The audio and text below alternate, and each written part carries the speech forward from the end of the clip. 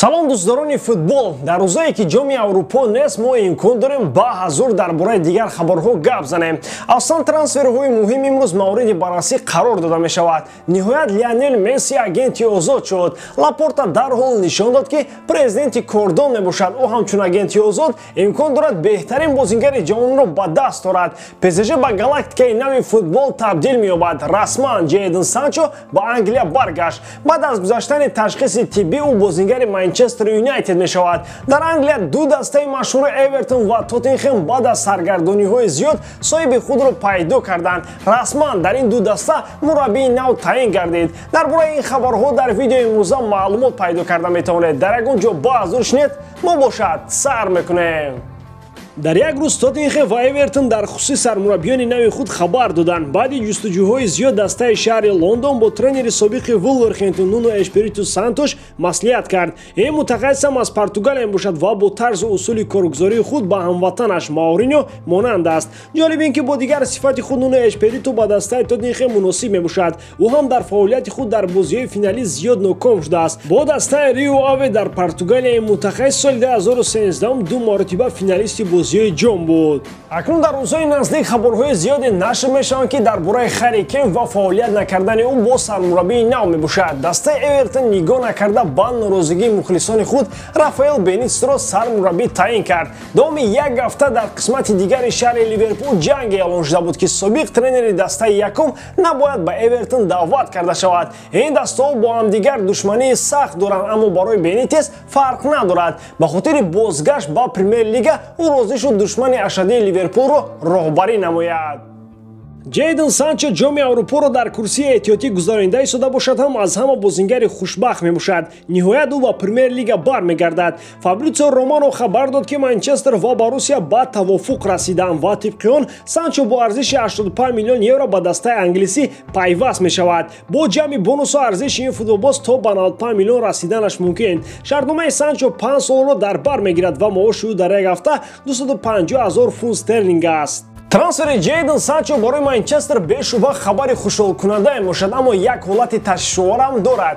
Бисёри бозингарон дар Боруссия баъди як соли муваффақият ба дастаи дигар гузашта рӯ ба сустӣ оварданд. Мисоли Рушан, Дембеле, Абамеянг, Михтарян ва Пако Алказер. Дар Премер-лига ки мусобиқаи хеле мушкил мебошад, муваффақ шудани Санчо бо ҷисму ҷусаи хурдаш дар гумон аст. Бале, техникаи хуб дорад ки бар ивази ин метавонад пеналти кор кунад ва онро Бруно Фернандеш ба гол табдил диҳад. Аммо хавфи осеб бардоштану ҳамин тавр мутобиқ нагардани ӯ дар Премер-лига вуҷуд дорад. Ба ҳар ҳол умед мебандем ки яке аз бозингарони боистеъдоди англис дар беҳтарин мусобиқаи миллии футбол муваффақ мегардад. Манчестер Юнайтед агар як ҳимоятгари марказӣ дар канори Магуайр ва ба ҷои Фред ягон футболбози топ дар маркази майдон харидорӣ намояд, метавонад дар мавсими нав барои чемпионӣ мубориза барад. Маълум гардид ки Санчо дар дастаи нави худ бо рақами 7 бозӣ кардан мехоҳад.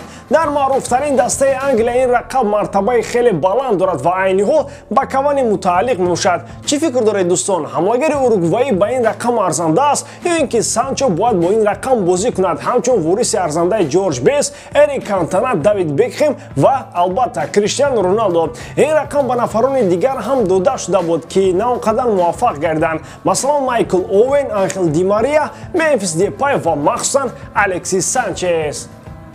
ҳеҷ кас бовар надошт ки як рӯз не як рӯз Месси бе клуб мемонад. Имрӯз Месси расман озод аст. Мори аввал аз соли 2000 футболбози аргентинӣ шартномаи ҳамкорӣ бо ягон даста надорад.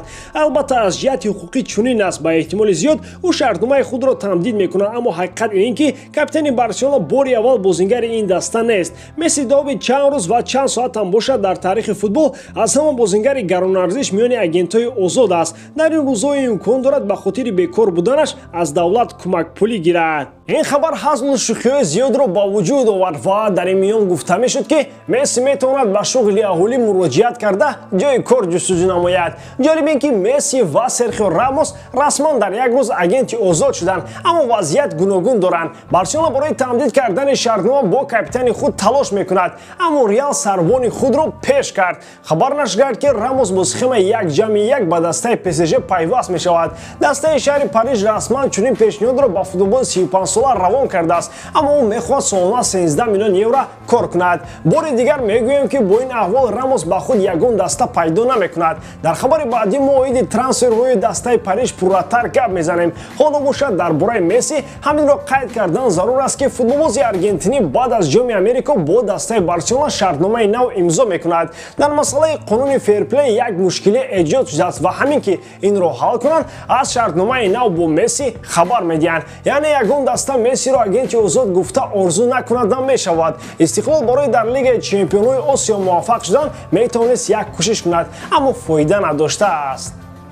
дастаи Париж Сен-Жермен галактикои нави Аврупо шудани аст. дар мавсими нав ҳайати ин даста тахминан ба таври зайл хоҳад буд. дарвозабон Донарума, ҳимоятгарон аз тарафи чап барост Ҳакими, Рамос, Кимпембе ва Эрнандес, дар марказ Маркиньос, Вейналдум, Верати, дар ҳамла Ди Мария, Мбаппе ва Неймар.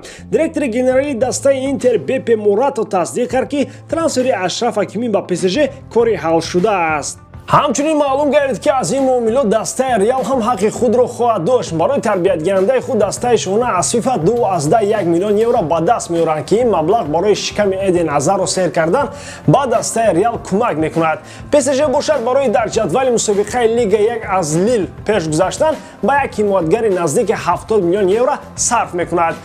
чанд рӯз пеш шайхҳои араб барои дарвозабони дуюм маблағи калон пардохт карданд. Донарума ҷое ки навас ҳаст бояд дар курсии эҳтиётӣ бошад, ё ин ки дар Парижам ба навас ноҳурматӣ мекунанд ва ин подоши ин метавонад бисёр аламовар бошад. Реал Мадрид ба нафаре ки 3 бор онҳоро соҳиби Лигаи Чемпионҳо кард чунин ноҳурматиро раво дид ва ба ҷазои авволаш расид. ПСЖ ҳам метавонад ба ин иштибоҳ роҳ диҳад. шумо бошад дӯстон, ҳатман фикрҳои худро дар ин бора дар комментария нависед. ба ҳамин тамом дӯстон, боварӣ дорам ки эҷодкории ман ба шумо писанд меояд. лайк, комментария ва дар канал обуна шуданро аз ёд набароред. бо шумо буд Муҳаммад Гаиров.